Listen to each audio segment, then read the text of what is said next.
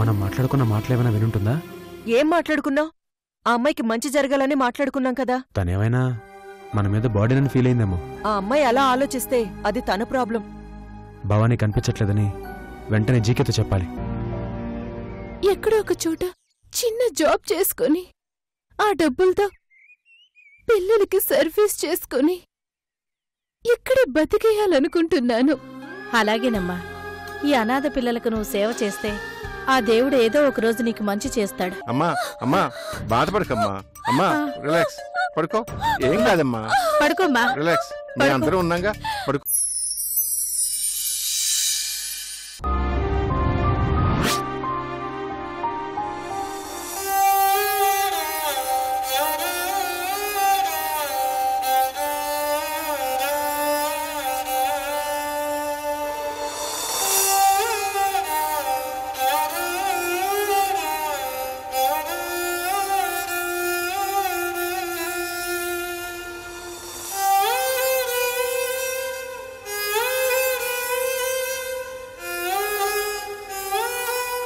ధర్మతేజగాడు కార్తీక్ ని పూర్తిగా తన కంట్రోల్లోకి తెచ్చుకొని నాపై ప్రయోగిస్తున్నాడు. కార్తీక్ కి నిజం ఎలా తెలియజేయాలో, కార్తీక్ ఆ ధర్మతేజగాడి వలలో నుంచి ఎప్పుడు బయటపడతాడో అర్థం కావడం లేదు.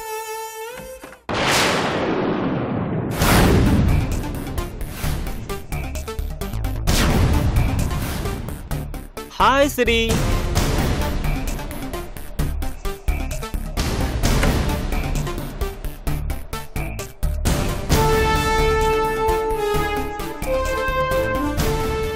నా గురించి ఆలోచిస్తున్నావా? శరి, ఒకప్పుడు మనం చిలకా గోరింకల్లా, ప్రేమ పావురాల్లా స్వేచ్ఛగా ఆనందంగా తిరిగాం. ఎవ్వరికీ భయపడకుండా, ఎవరేమనుకుంటారోననే ఆలోచించకుండా ఎంతో ధైర్యంగా తిరిగాం. ఎందుకంటే మనది స్వచ్ఛమైన ప్రేమ కాబట్టే, మనది కల్మషం లేని ప్రేమ కాబట్టే, మనం పెళ్లి చేసుకున్నాం కాబట్టే. అలాంటి ప్రేమ, అలాంటి బంధం ఒక్కసారిగా బ్రేకప్ అయిపోయాయి. ఎప్పుడు చూసినా ఇద్దరి మధ్య గొడవలు, అపార్థాలు, లేనిపోని డిస్టర్బెన్సెస్ స్టార్ట్ అయ్యాయి. దాంతో మనం చాలా మిస్ అయిపోయాం. ఐ మీన్ కౌగిలింతలు, ముద్దులు లాంటివి.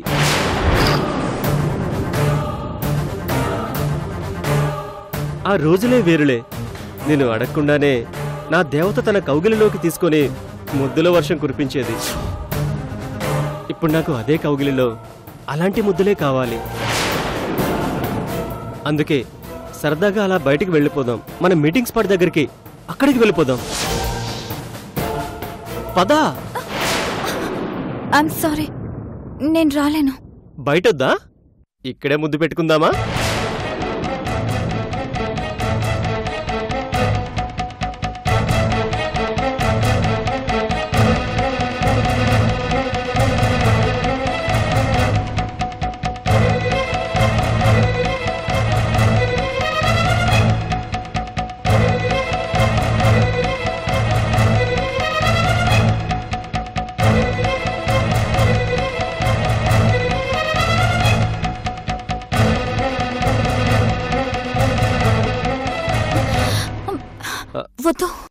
అదేంటి, నేను ముద్దు ముద్దు అంటుంటే నువ్వు వద్దు వద్దు అన్నట్టు వెనక్కి వెళ్ళిపోతున్నావు?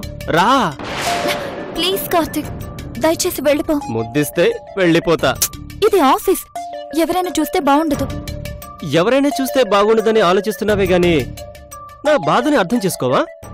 ఒక పని చేద్దాం, గడి పెట్టేద్దాం. సరేనా? కార్తిక్, లోపల సీసీ కెమెరాలున్నాయి, దయచేసి బయటికి వెళ్ళు. సీసీ కెమెరాలా? నీ కంట్రోల్లోనే ఉంటాయి కదా. ఒక్క అరగంట డిస్కనెక్ట్ చేసి. ఎందుకంత మూర్ఖంగా ప్రవర్తిస్తున్నావు? అర్థం చేసుకో. అర్థం చేసుకోవాల్సింది నువ్వు. ప్లీజ్ కార్తిక్. మళ్ళీ నీలో తేడా కనిపిస్తుంది అంటే నువ్వు నా శిరీషవి కాదన్నమాట. అలా అంటావేంటి? అయితే దగ్గరికి రా.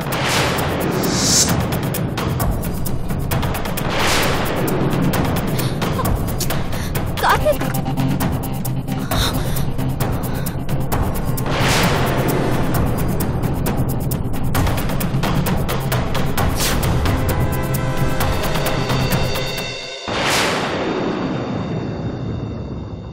మేడం ఎగ్జిక్యూటివ్స్ వచ్చారు మేడం. వాళ్ళని రమ్మని చెప్పండి. Okay madam. ఓకే, మళ్ళీ కలుద్దాం. Bye Siri.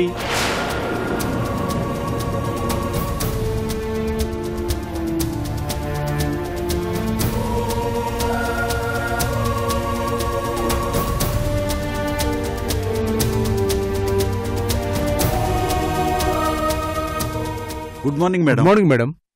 Good morning. Please take your seats. Thank you thank madam. You.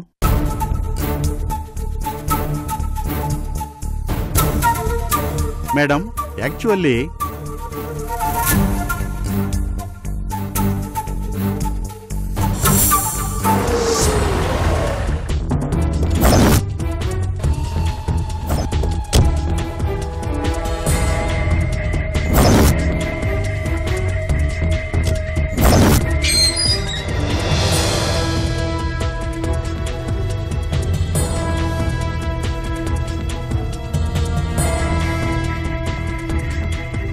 పంతులు, అయ్యా, ఇప్పుడు నువ్వు పెట్టాల్సింది దివ్యమైన దుర్ముహూర్తం.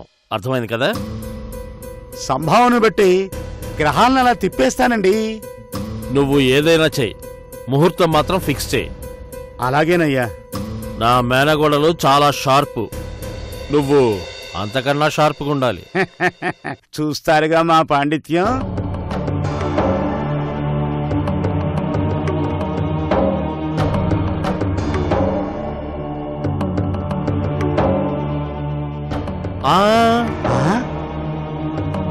ఎడంకాలు పెట్టి ఎంట్రీ ఇద్దాం పంతులు. అయ్యా, మీరు ఎలా సెలవిస్తే అలాగే.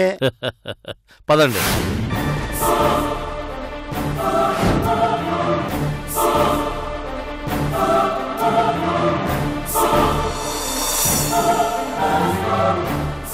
బావా బావా బా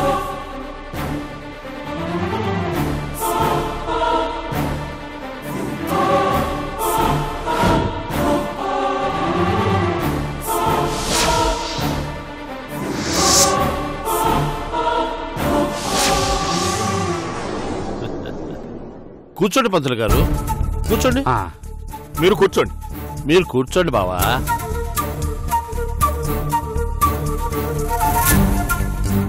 పంతులు గారిని తీసుకొచ్చారేంటి బావా? ఆలస్యం అయిపోయింది బావా, ఇప్పటికే చాలా ఆలస్యం అయిపోయింది. పెళ్ళైన పిల్లల మధ్య జరగాల్సిన మొదటి రాత్రి చాలా ఆలస్యం అయిపోయింది. అందుకే వెంటనే ఆ కార్యక్రమం జరిపించారు. అయ్యా, ముహూర్తం పెట్టేయమంటారా? పెట్టు పంతులు, మంచి ముహూర్తం పెట్టు.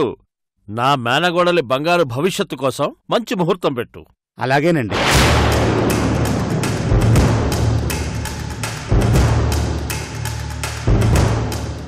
ఈ విషయం ఓసారి శిరీష్తో మాట్లాడి. ఏంటి బావ అలా మాట్లాడతావు? ఆడపిల్ల నాకు శోభనం కావాలి అని అడుగుతుందా ఏంటి? పెద్దవాళ్ళం, మనమే ఇలాంటి నిర్ణయాలు తీసుకోవాలి. ఏ క్షణమైతే నా మేనగోడల జీవితం ఒక దారిలో పెట్టాలని డిసైడ్ అయ్యానో ఆ క్షణం నుంచి ర్యాపిడ్ స్పీడ్తో అన్ని పనులు చకచకా చేసుకుంటూ వెళుతున్నాను. ఈ కార్యక్రమం కూడా జరిపించేస్తే నేను చేసిన తప్పులకు ప్రాయశ్చిత్తం కలుగుతుంది. రుద్రమనేని కృష్ణమూర్తి కుటుంబం మీద పడిన మచ్చ తుడుచుకుని పోతుంది. పోయిన పరువు ప్రతిష్టలన్నీ తిరిగి వస్తాయి.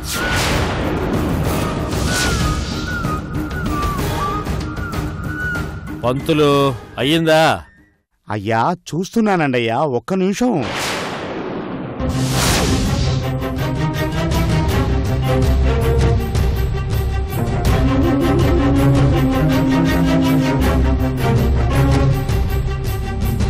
రామ్మా శిరీష, రా. మంచి సమయంలోనే వచ్చావు. నీకు కార్తీక్కి జరగాల్సిన మొదటి రాత్రి కోసం పంతులు గారి చేత ముహూర్తం పెట్టిస్తున్నానమ్మా.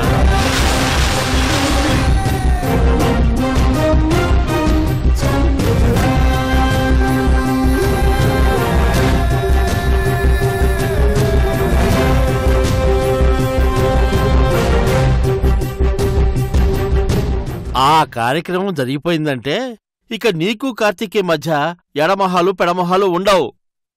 ఇల్లంతా సందడే సందడి. నీకు పండగే పండగ. ఆ ఏమంటావు?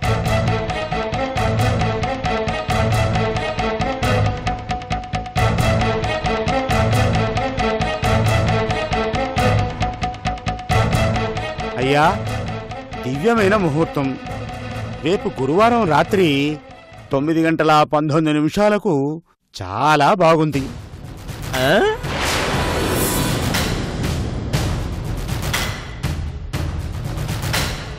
ఆ.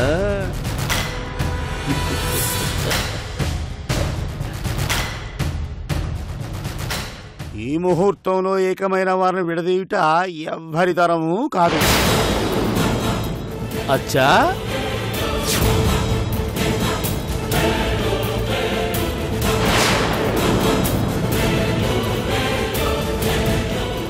అదిరిపోయింది. ఇంకే అదే ఖాయం చేసేయండి పంతులు గారు.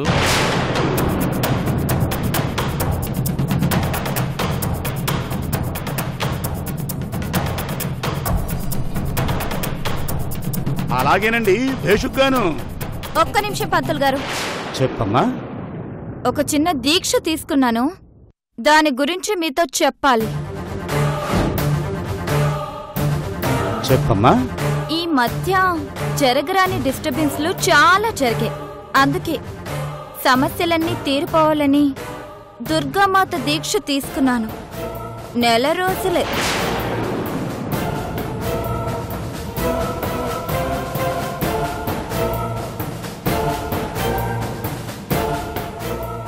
నెల రోజుల తర్వాత ముహూర్తం పెట్టండి.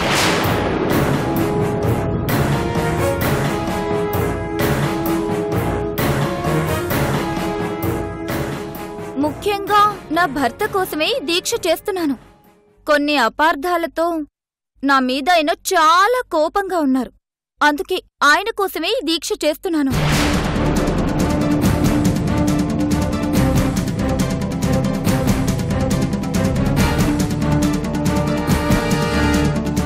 అవునా తల్లి, చాలా మంచి పనమ్మా.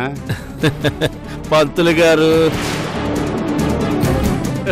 మీరొక్కసారి ఆలోచించాలి. అలాగేనండి అయ్యా. పతియే ప్రత్యక్ష దైవం అంటారు కదా పంతులు గారు. అవునండి, మీరు చాలా చక్కటి మాట సెలవిచ్చారు సుమి.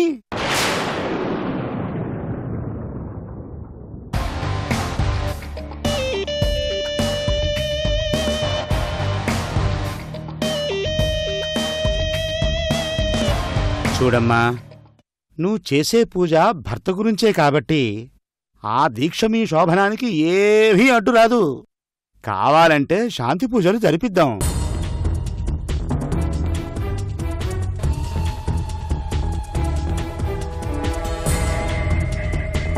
అసలు భర్తను మించిన దైవం ఏముందమ్మా?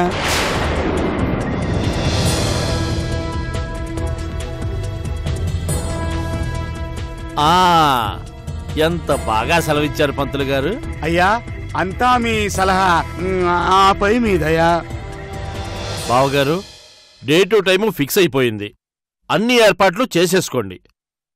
ఈ విషయం నేను కార్తీక్ వాళ్ళ ఇంట్లో తెలియజేస్తాను. వెళ్ళొస్తాను బావగారు. చెల్లెమ్మ, వెళ్ళొస్తాను.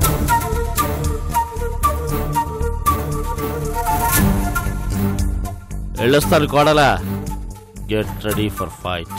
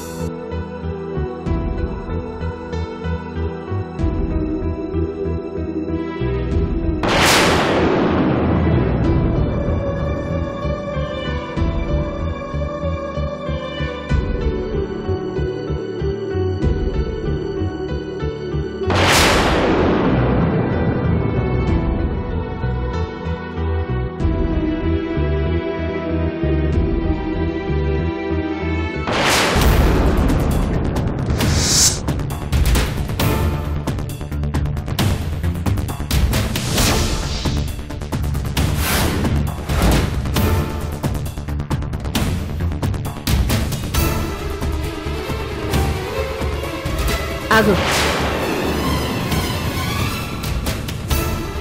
ఎక్కడికి వెళ్ళొస్తున్నావు కార్తీక్?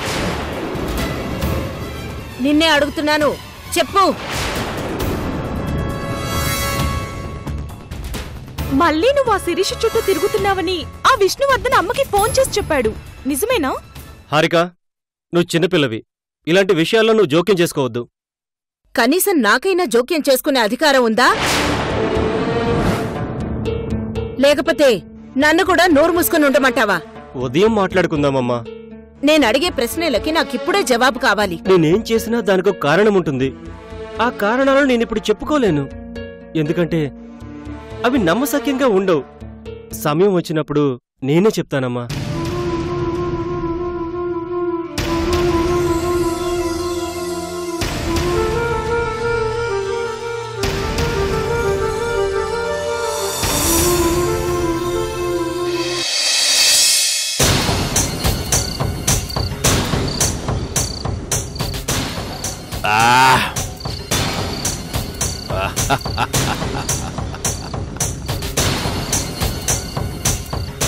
Cheers! Cheers! Cheers!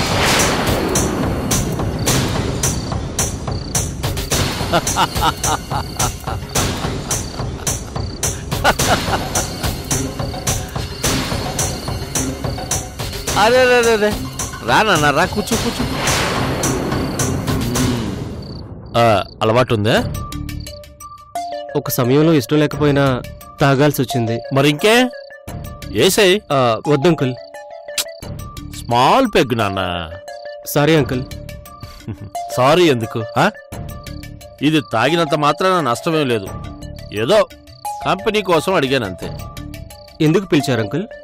ఏం లేదు నాన్న, ఇంట్లో విషయాలు తెలుసుకుందామని పిలిచాను. ఏముంది, సంధ్య ఇంటికి రావడం అమ్మా నాన్నలకి చెల్లికి అస్సలు నచ్చలేదు. మనం అనుకున్నది సాధించేంత వరకు, నీ శిరీష గురించి తెలుసుకునేంత వరకు అమ్మా నాన్నలు బాధపడినా కూడా వెనక్కి తగ్గద్దు. విజయం వరించాలంటే యుద్ధం చేయక తప్పదన్నట్టు నీ భార్య నీకు దొరికేంత వరకు నువ్వు అమ్మా నాన్నలతో పోరాటం చేయాల్సి వచ్చినా తప్పదు. ఇంకెంతసేపు నాన్న? కేవలం 2 రోజులు కదా. గురువారం రాత్రి 9:19 తెలిపోతుంది. పంతులు పెట్టిన ముహూర్తం అందరి దృష్టిలో శోభనానికి, కానీ మన దృష్టిలో ఒక నిజాన్ని బట్టబయలు చేయడానికి. అయ్యుండొచ్చు, కానీ ఏంటి నాన్న నీ సందేహం? పర్లేదు చెప్పు. ఆ సంధ్య డబ్బు కోసం ఎలాంటి అడ్డమైన పనైనా చేస్తుంది. ఫస్ట్ నైట్ రోజున పొర్రపాటున అది కమిట్ అయిపోతే? ఆ విషయంలో నువ్వు అసలు డౌట్ పడాల్సిన అవసరమే లేదు. జరగబోయేవి 2 పాయింట్లు. 1, అది నిజం బయట పెడుతుంది. 2, అక్కడి నుంచి పారిపోతుంది. నువ్వు అనుకునేంత ఈజీగా లొంగే మనిషి కాదది. దాని స్కెచ్చే వేరు. అది మామూలు ఆడదనుకున్నావా? మహామేధావి. ఓకే అంకుల్, ఇంక నా శిరీష కోసం నేను ఎంతవరకైనా వెళ్తా. వెళ్ళొస్తా అంకుల్. డ్రాప్ చేయమంటావా నాన్న? పర్వాలేదు అంకుల్, నేను వెళ్తాను. జాగ్రత్త నాన్న. సరే uncle. Good night. Okay, bye.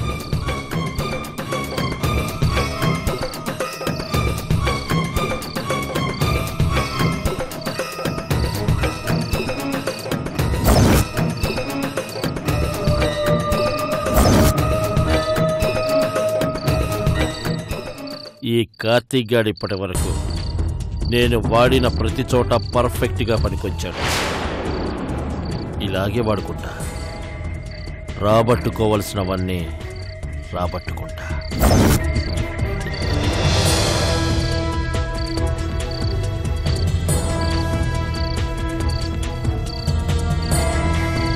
Cheers.